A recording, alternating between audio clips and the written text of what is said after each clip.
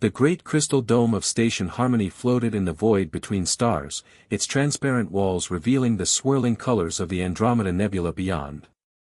Inside, representatives from 47 different worlds gathered for the annual Galactic Council's diplomatic summit. The air hummed with the sounds of universal translators working overtime, converting the clicks, whistles, and harmonics of alien languages into something resembling understanding. Ben Torres stood near the human delegation table, feeling completely out of place in his simple black suit among beings that looked like they had stepped out of fantasy stories. To his left, the crystalline silicates reflected rainbow patterns across their faceted bodies. To his right, the gaseous Etherians floated in their containment suits like living clouds. He had been a corn farmer in Iowa just 6 months ago. Now he was Earth's newest diplomatic representative, chosen not for his political experience but for his ability to remain calm under pressure and his genuine curiosity about other cultures. The gift ceremony will begin shortly, announced Chancellor Vex, a tall being whose purple skin shifted between different shades as he spoke. His 4 eyes scanned the assembled delegates. As tradition demands, each major species will present offerings of goodwill to strengthen the bonds between our worlds. Ben watched as elaborate presentations began. The Crystalline Confederacy offered rare minerals that sang when touched by starlight. The Hive Collective presented knowledge crystals containing the secrets of faster-than-light travel improvements. Each gift was met with polite applause and formal acceptance speeches.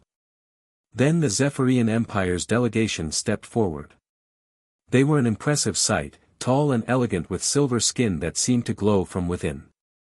Their leader, Ambassador Thane, wore robes that shifted color like oil on water. Behind him walked 2 guards flanking a figure with a hood covering her face. The Zephyrian Empire offers a gift to our newest member species, Thane announced, his voice carrying a tone that made several aliens shift uncomfortably. We present Princess Kira of the Third House, daughter of Emperor Zaylan, as a diplomatic companion to the human delegation. A wave of surprised murmurs rippled through the chamber. Ben felt his stomach drop as he realized what was happening. By ancient law, she is bound to serve whoever accepts this gift, Thane continued, barely concealing his amusement. We thought the humans might appreciate someone to help them understand civilized society. The implied insult was clear. Several alien delegates began to chuckle, others looked uncomfortable. The joke was obvious to everyone. Give the primitive humans a disgraced alien princess and watch them fumble with a responsibility they could never handle properly. Ben looked at the hooded figure. Even with her face hidden, he could see the tension in her shoulders, the way her hands clenched at her sides. This was not a gift. This was a punishment for both of them. I understand the honor being offered, Ben said, stepping forward. His voice carried clearly through his translator. But I want to make something clear. Earth doesn't keep people as property.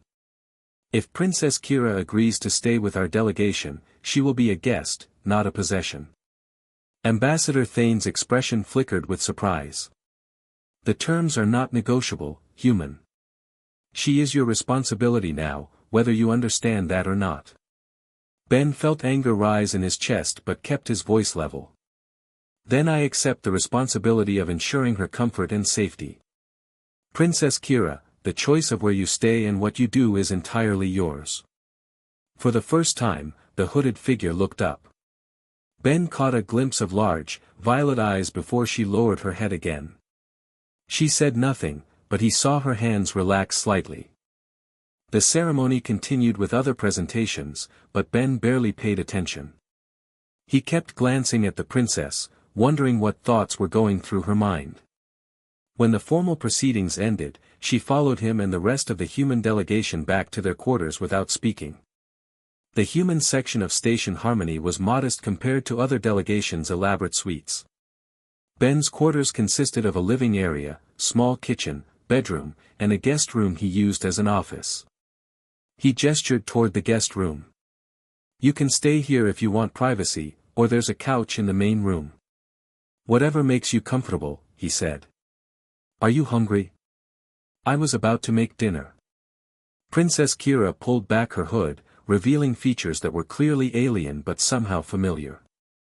Her face was longer than a human's, with high cheekbones and slightly pointed ears. Her hair was silver white and fell to her shoulders in waves.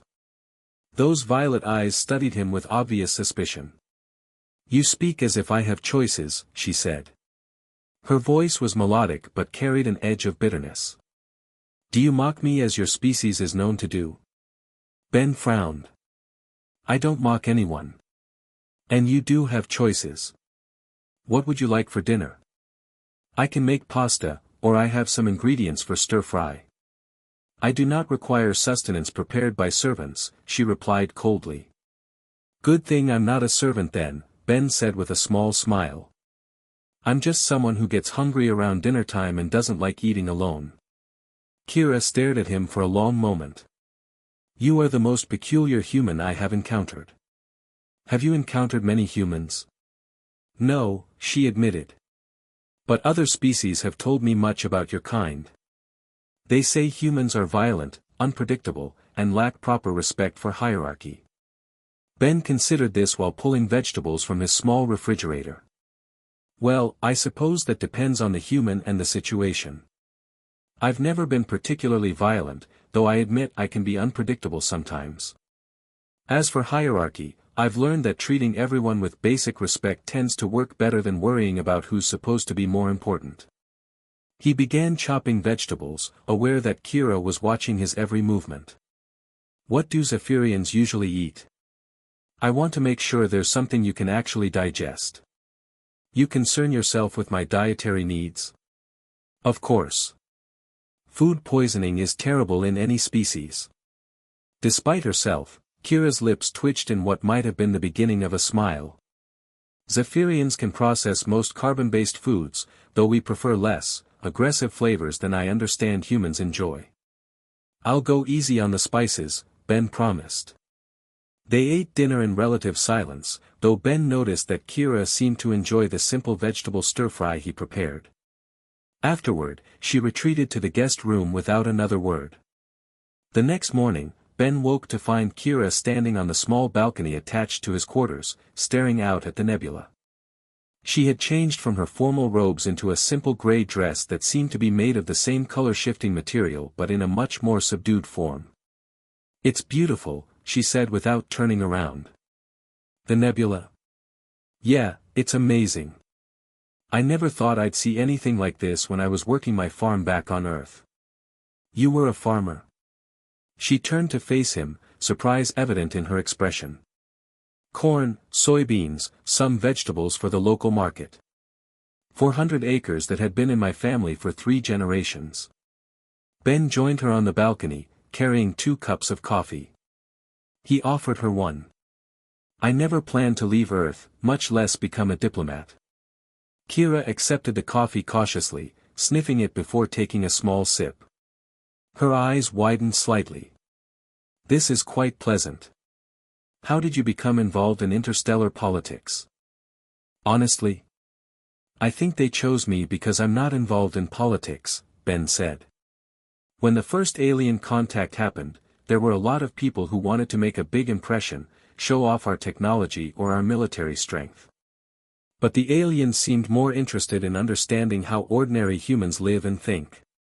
So they asked for farmers, teachers, small business owners, people who represent what most of humanity actually is." "And you volunteered?" "My neighbor recommended me. Said I was too curious for my own good and would probably ask aliens about their farming techniques instead of trying to intimidate them." Kira actually smiled at that. "Was your neighbor correct?" "Absolutely. I spent 2 hours yesterday asking the Verdant Collective about their soil cultivation methods. They grow food that tastes like music." "Food that tastes like music?" "I know it sounds impossible, but somehow they've engineered crops that trigger synesthetic responses. You eat it and taste flavors that your brain interprets as melodies." Ben took a sip of his coffee. "What about you? What did you do on Zephyria before all this?" The smile faded from Kira's face. "I was born to be ornamental. To represent the grace and beauty of the royal family at official functions. To be given in marriage to whoever would best serve my father's political interests. That sounds lonely. Loneliness is a luxury I was not permitted. I was always surrounded by guards, attendants, tutors preparing me for my eventual role as some politician's wife. Ben sensed there was more to the story but didn't push. Instead, he pointed to a small collection of potted plants in the corner of the balcony. I brought some seeds from Earth. Thought I might try to grow a little garden up here. Want to help? I could use someone who knows about alien soil conditions. Kira looked at the plants with genuine interest. I am not knowledgeable about cultivation. Neither was I when I started.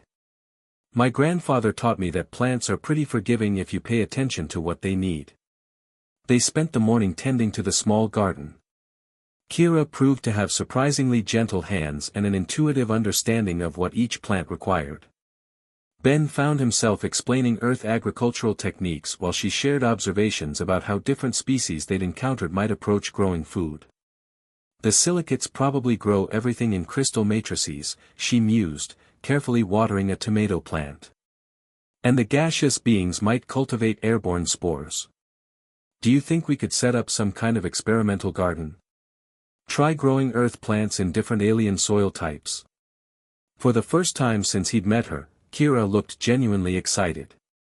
That would be a fascinating study. The interaction between Earth biology and alien growing mediums could produce entirely new varieties. We'd have to be careful not to create any invasive species that could damage other worlds' ecosystems, Ben said. But if we could develop new food sources that work in different environments, that could help with food security across the galaxy. You think like a scientist, Kira observed. You think like someone who's interested in more than just being ornamental. They worked together in comfortable silence for a while. Ben noticed that Kira seemed to relax as she focused on the plants. Her movements became more natural, less guarded. That afternoon, they attended a cultural exchange session where different species shared art, music, and literature. Ben watched Kira's reactions carefully. She seemed fascinated by everything, asking thoughtful questions about alien artistic techniques and philosophical approaches.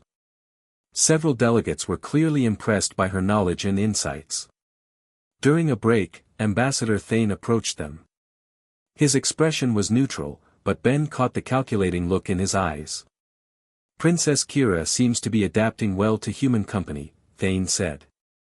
She's excellent company, Ben replied. Very knowledgeable about interstellar biology and agricultural systems. Interesting hobbies for a princess, Thane said dryly. I trust you understand the nature of your responsibility. She cannot return to Zephyria. Her presence here is permanent. Ben felt Kira tense beside him. What exactly did she do to warrant exile? She refused a marriage alliance that would have secured important mining rights for the Empire, Thane said. 3 times. The Emperor decided she needed to learn the consequences of defying imperial will. So you sent her away for making her own choices about her life? I sent her away for putting her personal desires above the needs of her people, Thane corrected coldly. Perhaps living among humans will teach her the value of sacrifice. After Thane left, Ben turned to Kira. She was staring at her hands, her earlier good mood completely gone. I'm sorry, she said quietly. You should not have to bear the burden of my disgrace. What disgrace? Refusing to marry someone you didn't want to marry. Refusing to serve my people's interests. Did you know the person they wanted you to marry? Lord Varon of the Mining Guild. He is old, cruel, and has already had 4 wives who died under mysterious circumstances. Ben felt his jaw clench. Then you made the right choice. Even if it condemned me to exile. Especially then. Kira looked up at him in surprise. You truly believe that? I believe everyone has the right to choose who they share their life with. No mining rights are worth forcing someone into a dangerous marriage. That evening, as they prepared dinner together, Kira asked about Ben's family. Do you have a wife on Earth? Children? No wife, no kids. I was engaged once, but Sarah decided she wanted someone with bigger ambitions than farming. Turned out she was right. I never would have imagined leaving Earth if she hadn't broken things off. Do you regret her decision? Ben considered the question while stirring vegetables in the pan. Sometimes. But if we'd gotten married, I never would have applied for the diplomatic program. I never would have met you, or learned about crystal singing food, or discovered that some species navigate by following mathematical equations instead of stars. You find value in these experiences?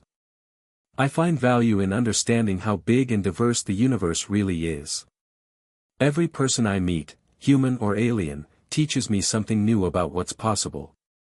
Kira was quiet for a moment. On Zephyria, I was taught that other species were inferior because they did not share our technological advances or our cultural sophistication. Yet in 2 days with you, I have learned more about agriculture, diplomacy, and personal choice than in 20 years of royal education. Maybe that says more about the education than about the species, Ben suggested gently. After dinner, they sat on the balcony watching the nebula shift through different colors.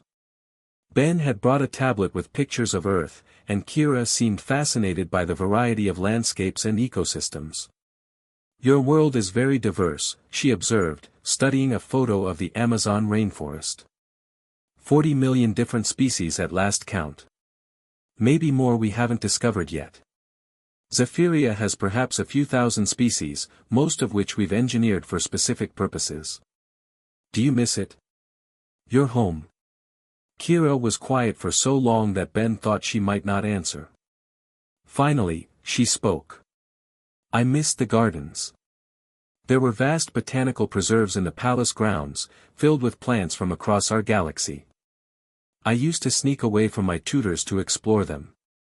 The head gardener, an old man named Vel, taught me to identify different species and understand their growing requirements.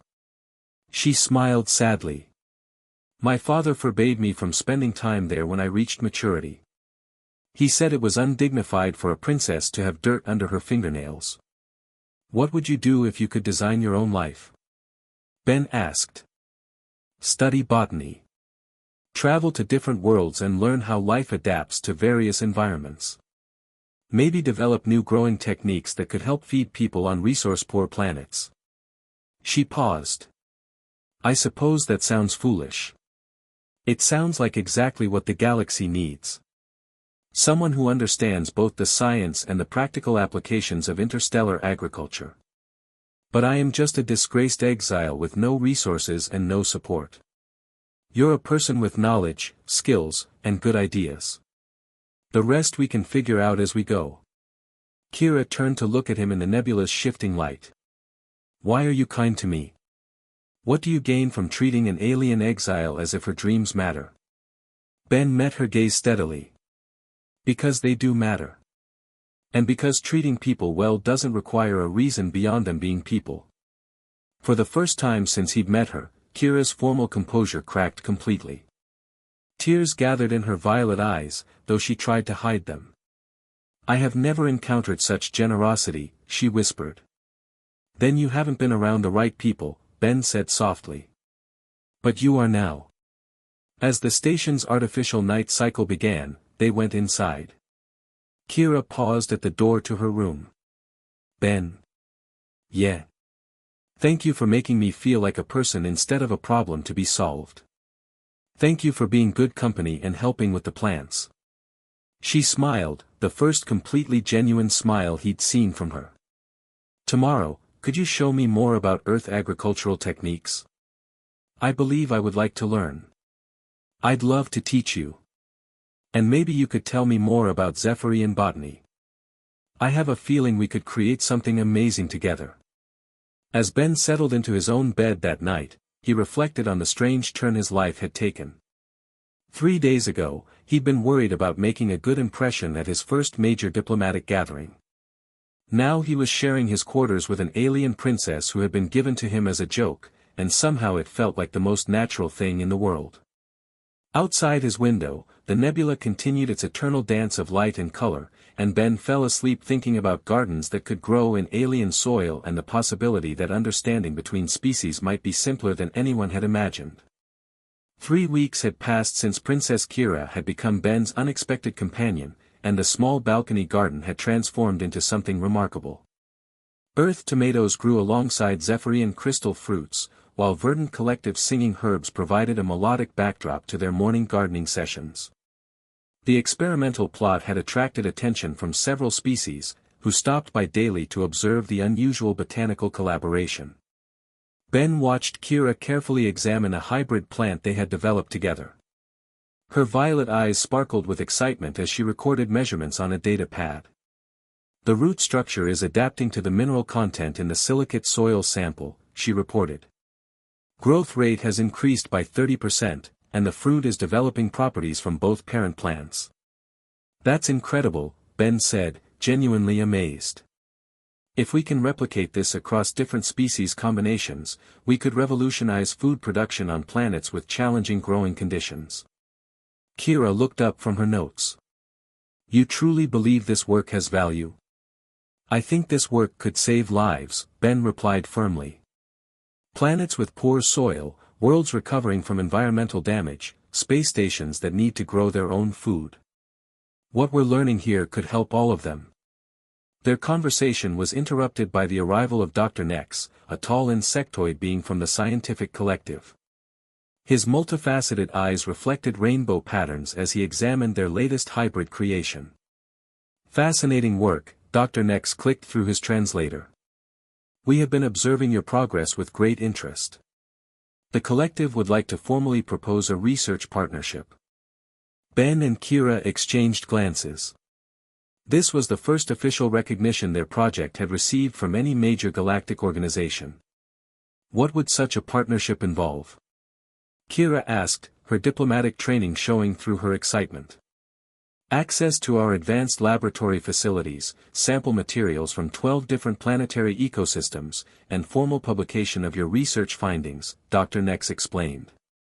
In return, we would request shared access to your techniques and any practical applications you develop. We would need time to consider the proposal, Ben said diplomatically. After Dr. Nex left, Kira turned to Ben with wonder in her expression. They want to work with us. Not just you as a human representative, or me as a former princess, but us as a research team. Does that surprise you? Everything about the past few weeks surprises me, Kira admitted. On Zephyria, my contributions to any project would have been dismissed unless they served some political purpose. Here, you listen to my ideas as if they have merit.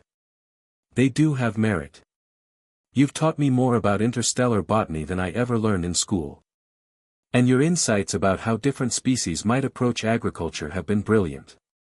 Kira's cheeks flushed a pale silver color that Ben had learned indicated Zephyrian embarrassment or pleasure. I have never had a partner who valued my thoughts over my appearance or political connections. The word partner hung in the air between them.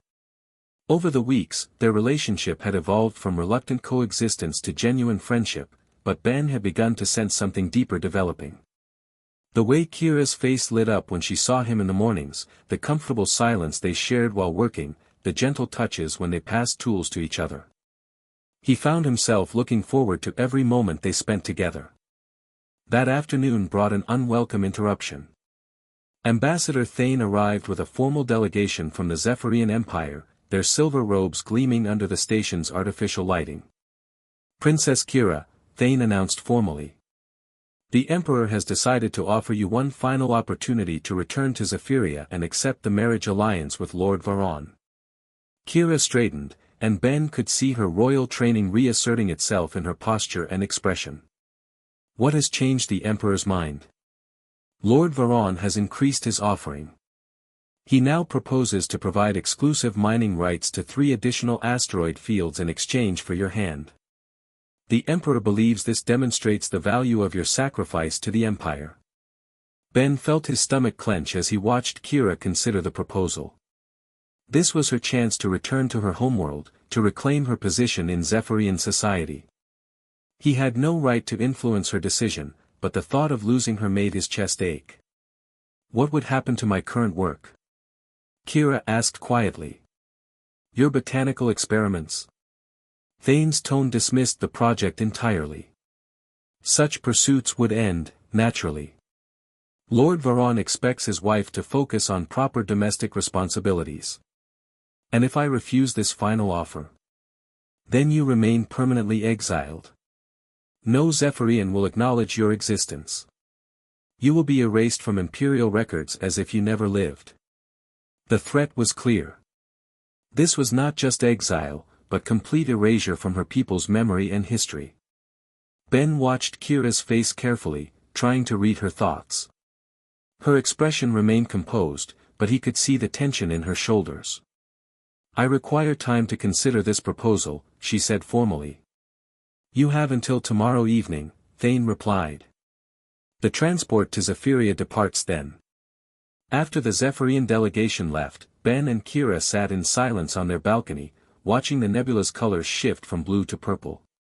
The hybrid plants around them rustled softly in the artificial breeze.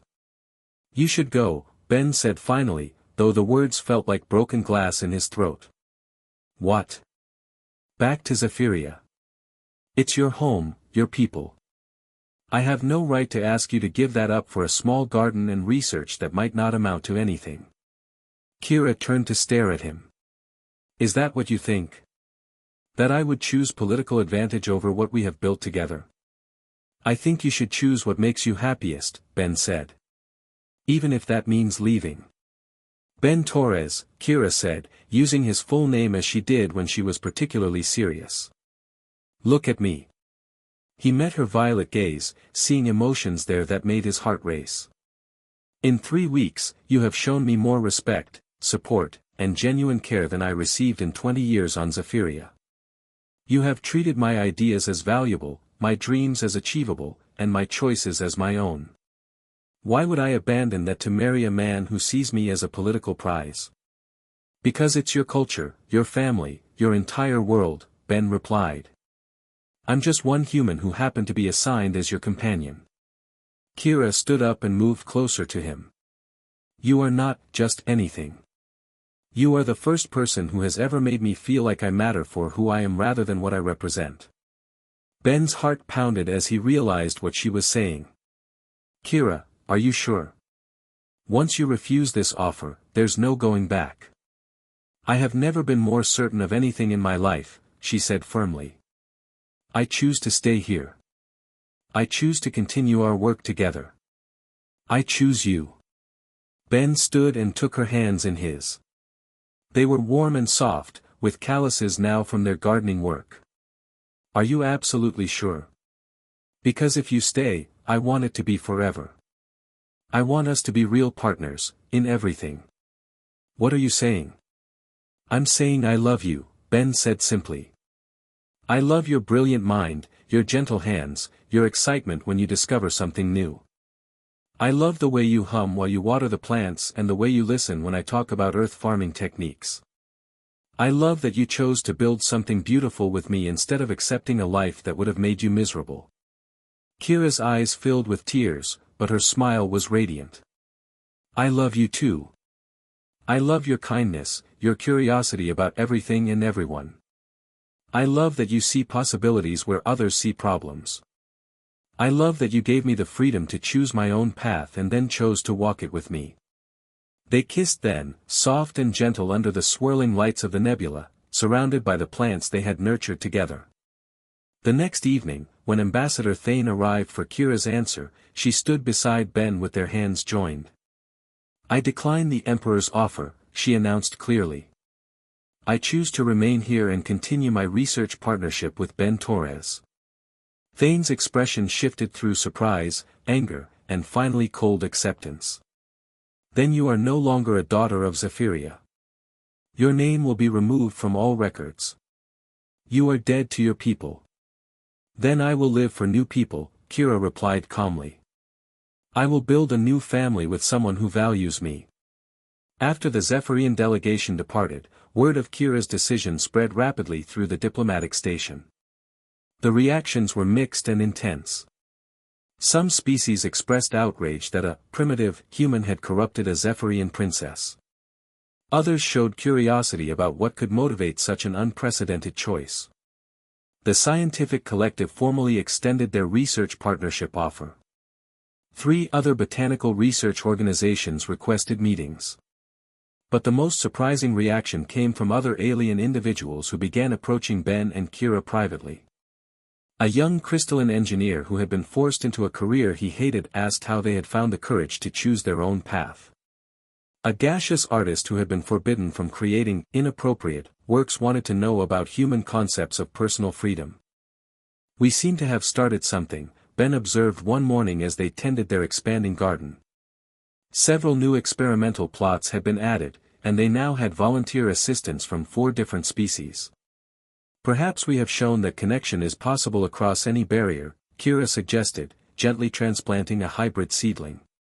"That understanding and love can grow even between species that others consider incompatible."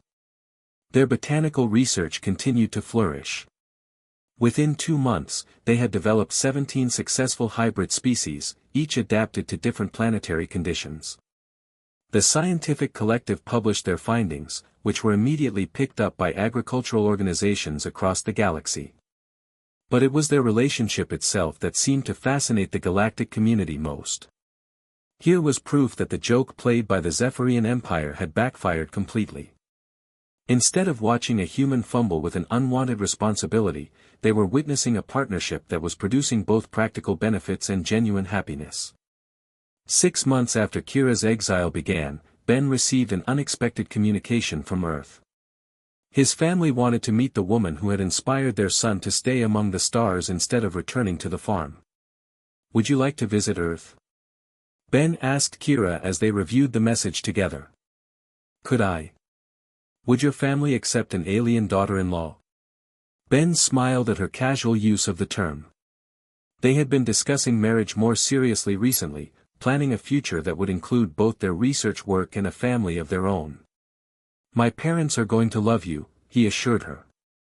"My mother will probably spend hours asking about Zephyrian cooking techniques, and my father will want to know everything about alien farming methods." They traveled to Earth 3 weeks later, accompanied by a small diplomatic escort. Ben's family farm looked tiny after months on the massive space station, but Kira was enchanted by everything. She helped his mother in the vegetable garden, discussed soil composition with his father, and spent an entire afternoon playing with his young nieces and nephews.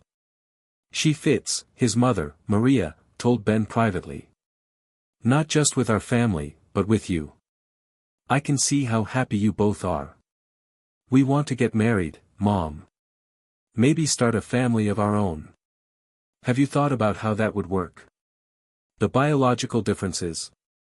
We've consulted with medical experts on the station. Human and Zephyrian genetics are compatible enough for reproduction, though any children would be unique hybrids. Like our plants, but more important." Maria smiled. "Hybrid vigor. Your grandfather always said the strongest crops came from mixing the best traits of different varieties." Ben and Kira married in a simple ceremony on the diplomatic station, witnessed by representatives from 12 different species. Dr. Nex from the scientific collective officiated, declaring their union a successful symbiotic relationship with benefits for both organisms and their surrounding ecosystem.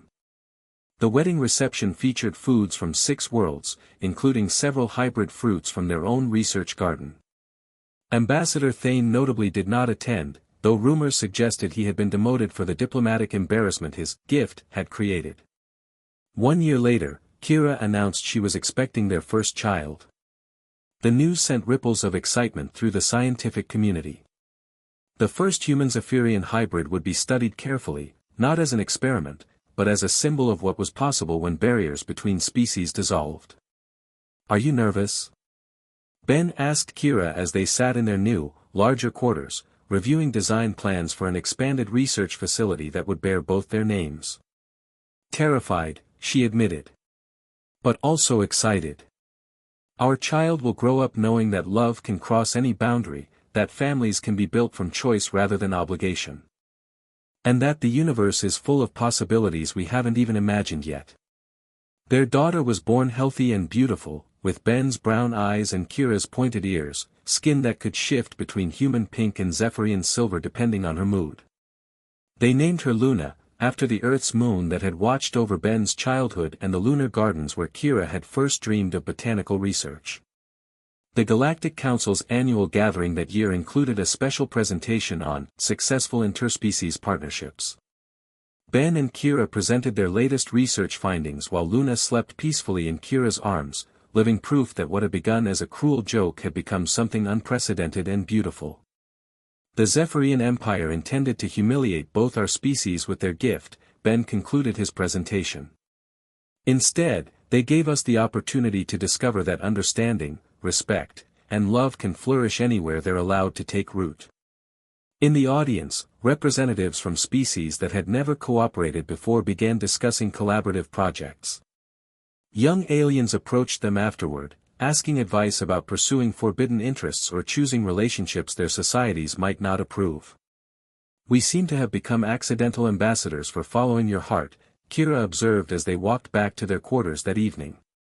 "Maybe that's exactly what the galaxy needed," Ben replied, adjusting the baby carrier where Luna was sleeping peacefully. "People who prove that different doesn't mean incompatible." Years would pass, and their work would help feed millions across dozens of worlds. Their research institute would become a model for interspecies collaboration. Their marriage would inspire countless others to look beyond species barriers when seeking connection. But none of that was as important to Ben and Kira as the simple daily joy of tending their garden together, raising their children, and proving every day that love could indeed grow anywhere, given the right conditions and careful nurturing. The joke had become a love story, and the love story had changed the galaxy.